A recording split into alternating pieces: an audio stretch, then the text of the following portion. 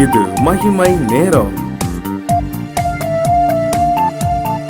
பிதாவாகிய தேவனாலும் கர்த்தராகிய இயேசு கிறிஸ்துவினாலும் உங்களுக்கு கிருபையும் இரக்கமும் சமாதானமும் உண்டாவதாக. இந்த நாளின் செய்திக்கு ஆதாரமாக நான் எடுத்துக்கொண்ட வேத வசனம் ரோமர் 8ஆம் அதிகாரம் 26வது வசனம். ரோமர் 8:26. அந்தபடியே ஆவியானவரும் நமது பலவீனங்களில் நமக்கு உதவி செய்கிறார்.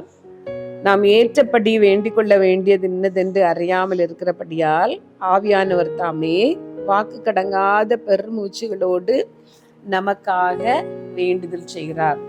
நாம் ஏற்றபடி வேண்டிக் கொள்ள வேண்டியது இன்னதென்று அறியாதிருக்கிற பொழுது ஆவியானவர் தாமே வாக்கு கடங்காத பெருமூச்சுகளோடு நமக்கு வேண்டுதல் செய்கிறார், நமக்காக வேண்டுதல் செய்கிறார். இந்த வாரத்திலே தொடர்ச்சியாக ஜெபிப்பதற்கான தடைகளை நாம் எப்படி மேற்கொள்ளுவது என்று சொல்லி பார்த்து வருகிறோம். ஆண்டவரோடு ஒரு உறவை ஏற்படுத்த வேண்டும் என்று சொல்லி நாம் பார்த்தோம். அதற்கு அடுத்தது நமக்கென்று ஆவிக்குரிய நண்பர்களை நாம் கண்டுபிடிக்க வேண்டும் என்று சொல்லி நாம் பார்த்தோம். வேத வசனத்தை வாசித்து ஜெபிக்க வேண்டும் என்று சொல்லி பார்த்தோம். வேத வசனங்களுக்கு கீழ்ப்படியும் பொழுது கர்த்தர் நமக்கு செவி கொடுக்கிறார் என்று சொல்லி பார்த்தோம்.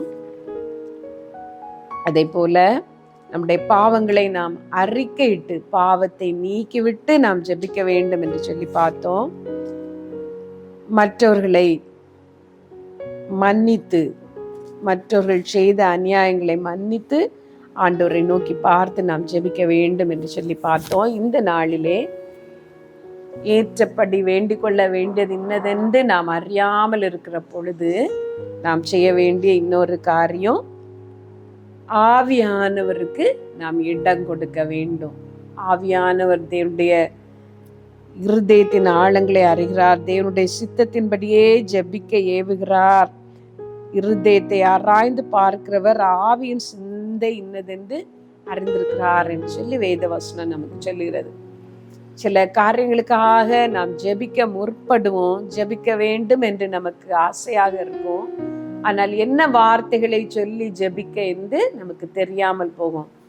வலது பக்கமா இடது பக்கமா என்று நாம் யோசித்து கொண்டிருப்போம். இந்த காரியத்தை எப்படி மேற்கொள்வது என்று யோசித்து கொண்டிருப்போம். அந்த சமயங்களிலே நாம் செய்ய வேண்டிய ஒரு காரியம், ஆவியானவருக்கு இடம் கொடுக்க வேண்டும். ஆவியானுடைய அனுக்கிரகம் ஒவ்வொருத்தருடைய பிரயோஜனத்திற்கும் அவனவனுடைய பிரயோஜனத்திற்காக அனுக்கிரகம் தரப்பட்டிருக்கிறது, அனுக்கிரகம் செய்யப்பட்டிருக்கிறது என்று வேதத்துல நாம் வாசிக்கிறோம். பரிசுத்த ஆவியானவர் நமக்கு அருளப்படுவது ஒரு விசேஷித்த நோக்கத்திற்காக. அந்த விலையேறப்பெற்ற பொக்கிஷத்தை மனிதர்களாகிய நாம் பெற்றுக்கொள்ளுகிறோம். எந்த விலை கொடுத்தும் வாங்க முடியாத அந்த விலையேறப்பெற்ற ஆசீர்வாதம், பரிசுத்த ஆவியானவராகிய அந்த அபிஷேகம் நமக்கு தரப்படுகிறது. விலையேறப்பெற்ற ஒன்றை ஒரு பிரயோஜனம் இல்லாமல் கர்த்தர் நம்முடைய கரத்திலே தருவதில்லை, அவசியம் இல்லாமல் அவர் தருவதில்லை.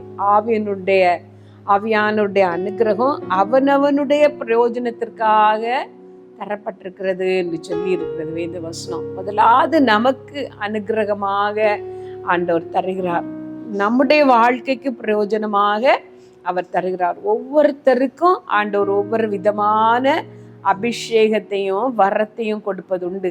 சிலருக்கு ஆண்டவர் தருகிறது தீர்க்க தரிசன வரம், சிலருக்கு மலைகளை பெயர்க்கத்தக்கதான விசுவாசம், சிலருக்கு அதிகமான பாஷைகளை பேசுவதும் வியாக்கியானம் பண்ணுவதும், இப்படி வித்தியாசமான வரங்களை கர்த்தர் தருகிறார். நாம் நினைக்கிற ஒரு காரியம் என்னவென்றால், இந்த வரங்கள் எல்லாம் ஊழியம் செய்வதற்காக, மற்றவர்களுக்கு பிரயோஜனப்படுவதற்காக என்று, மற்றவர்களுக்காக தான். ஆனா அதற்கு முன்னால் அது நமக்கும் பிரயோஜனமானது, நமக்கென்று நம்முடைய அனுகிரகத்துக்காக நமக்கென்று கர்த்தர் தருகிற ஒரு அபிஷேகம்தான். ஒரு உதாரணத்துக்கு சொல்லுகிறேன். ஒருவருடைய வாழ்க்கையிலே அநேக ஆவிக்குரிய யுத்தங்களை அவர்கள் செய்ய வேண்டியது இருக்கிறது. கர்த்தர் அவர்களுக்கு ஒரு யுத்த அபிஷேகத்தை ஊற்றுகிறார்.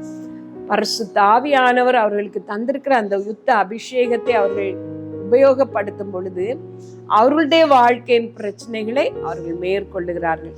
கர்த்தருடைய ஊழியத்தை செய்த ஒருவர் ஒரு நாள் ஜெபிக்க உட்கார்ந்த பொழுது அவர்களுக்கு ஜெபிக்க வரவில்லை. ஜெபிக்க வேண்டும் போல் இருக்கிறது, ஆனால் சரீரம் பலவீனமானது போல் இருக்கிறது. ஏதோ ஒரு கஷ்டம் அவர்களை சூழ்ந்திருப்பது போல தெரிகிறது. வெளியே எல்லாம் நன்றாகத்தான் இருக்கிறது, ஆனால் அவர்கள் உள்ளத்திலோ ஒரு கலக்கம், ஒரு போராட்டம். என்ன செய்வதென்று அவர்களுக்கு தெரியவில்லை. படுத்து தூங்கி விடுவோமா, இல்லை ஜெபிப்போமா, இல்லை இந்த கலக்கத்தை மேற்கொள்ளுவோமா என்று அவர்கள் போராடி கொண்டிருந்த நேரத்திலே அவர்கள் நினைத்தார்கள், இந்த காரியத்திற்கு ஜெபிக்க முடியவில்லை, ஆவியானவருக்கு இடம் கொடுப்போமே என்று சொல்லி முழங்கால் போட்டு, ஆவியானவரே எனக்கு நீர் உதவி செய்யும் என்று ஜெபித்த பொழுது அவர்களுக்கு கண்களுக்கு முன்பாக ஒரு காட்சி, தேவ சேனை அங்கே வந்து இருக்கிறது. அவர்களை சுற்றிலும் தேவ தூதர்களை, யுத்த வீரர்களை அவர்கள் பார்க்கிறார்கள். ஏதோ ஒரு யுத்தம் நடக்கிறது போல என்று அவர்கள் நினைத்து கொண்டு இருக்கும் பொழுது அவருடைய உள்ளத்திலே ஆவியானவர் அவர்களை ஏவினார். நீ முழங்கால் படிட்டு ஜெபி என்று சொல்லி அப்படியே அவர்கள் முழங்கால் படிட்டு ஜெபித்த பொழுது அவர்களுக்குள்ளால் இருந்த அந்த ஒரு யுத்த அபிஷேகம் வந்தது. பொங்கி பொங்கி ஆவியானுடைய வார்த்தைகள் வந்தது. அவர்கள் ஜெபிக்க ஜெபிக்க அந்த தேவ தூதர்கள் அந்தகார வல்லமைகளோடு போராடி மேற்கொள்ளுவதை அவர்கள் தரிசனமாக பார்த்தார்கள். அவர்களுடைய வாழ்க்கையிலே அந்த நாளிலே அவர்களுக்கு இருந்த ஒரு பிரச்சனையிலே பெரிய ஒரு ஜெயம் உண்டாயிற்று. ஆவியானுடைய அனுக்கிரகம் நமக்கென்று தரப்படுகிறது. நீங்களும் கூட உங்களுக்கு ஜெபிக்க முடியாமல் தடையாக இருக்கும் பொழுது பரிசுத்த ஆவியானவருடைய ஒத்தாசை கேளுங்கள். ஆவியானவரே நீர் எனக்கு உதவி செய்யும், நான் எப்படி ஜெபிக்க என்று சொல்லி தாரோம், உம்மோடு இணைந்து நான் ஜெபிக்க என்னை நான் ஒப்பு கொடுக்கிறேன் என்று சொல்லி ஆண்டுடைய சமூகத்திலே உங்களை ஒப்பு கொடுத்து விட்டு நீங்கள் ஜெபித்து பாருங்கள்.